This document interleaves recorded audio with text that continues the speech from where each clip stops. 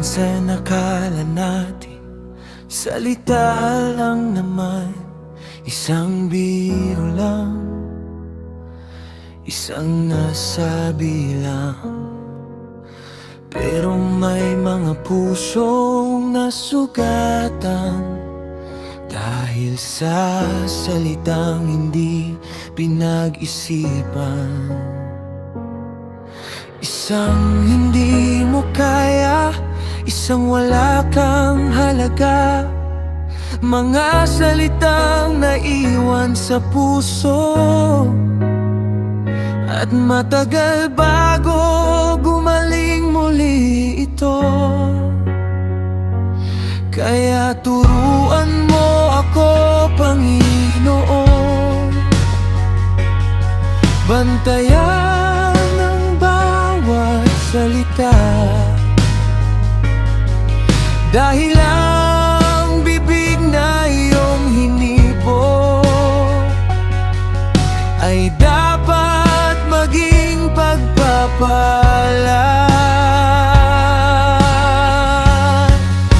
Gawin mo ang dila ko na daluyan ng pag-ibig mo, hindi apoy nasisira, kundi ilaw sa gitna ng dilim. Gawin mo ang puso ko na magsalita ng biyaya mo. Buhay ang aking ibibigay, pag-asa ang aking ihayag.